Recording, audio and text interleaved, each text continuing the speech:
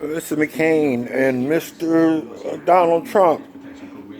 This director that's in the VA now has been responsible for 1,800 people getting HIV, being infected by HIV. Why did y'all bring her there? It seems like y'all don't want the VA to be any better. It's already at the number one, and that ain't number one in a good way. And you bring this lady, and I wait 3 years trying to get to talk to. There's been 7 directors at that hospital in a short period of time. The only one I ever seen was Sharon Helbin. This lady, I'm still gonna sue her. I'm telling you, her, Karen, the mother secretaries, they're full of it. And when you got a problem, they don't even they'll switch you back down to patient advocate, which patient advocate ain't gonna do nothing. But you got my papers in your hand. You had a chance to just send me back to Good Sam's. I'm still up here on this them videos talking about you. And my legs have got worse, but I'm finna go to the doctor whenever I can feel like going, so I can finish this torque paper so I can start on you. But it is just a shame that you bring a lady with a trouble past to a trouble VA, and study. It's still messed up. It's still messed up, and she ain't did nothing but put my papers out of her hand, back down in patient advocate, and McCain, all he did was open up a mini clinic so you can run from Walgreens to the hospital, to Walgreens, to the hospital, to Walgreens, to the hospital, to Walgreens, to the hospital. So it sounds like a waiting list to me. And rather than you get some people in there, and y'all need to start doing some drug tests on these doctors and residents. That's the problem right there. They're getting hired from college, from across the street. I've known dope dealers that went over across the street, stayed there all night. Now, you want to ask me, I can tell you. I can tell you for sure. I go get them. I don't mess with them people no more, but if I have to, I don't think he want to go to jail, but I can prove that that's what they do. Because when I moved on, when I first got up here, I didn't know this guy was getting high, Rodney Roach. And he had transferred out of the VA, Westside VA. I don't think it's called that no more, with me. But he went a couple of weeks before me. He had networked and got a house up here on 43rd and Eva.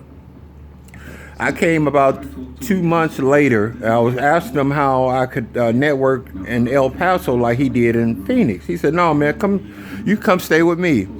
Well, little did I know he was already getting high, and so you know how that went. So he sold all his furniture at 12 o'clock high out in the neighborhood, and people was wondering what was going on with him. Then he called the police and checked himself into the VA, and now he's in Tombstone, Tucson or somewhere. I ain't seen him in three years, but I don't want to see him neither. But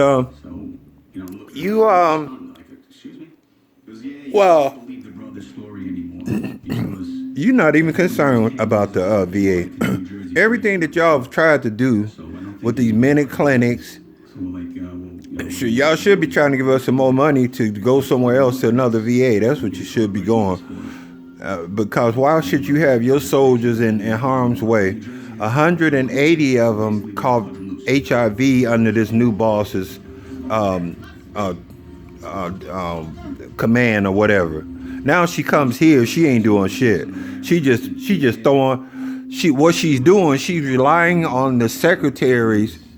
Anybody that had trouble up there, she was relying on the secretaries to tell a story instead of her asking you.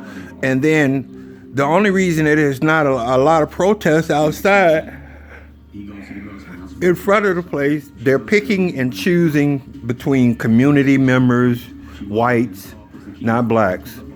And that's the only reason why you don't have protests every day out at the VA, because they are taking care of some people, not me, not a black person.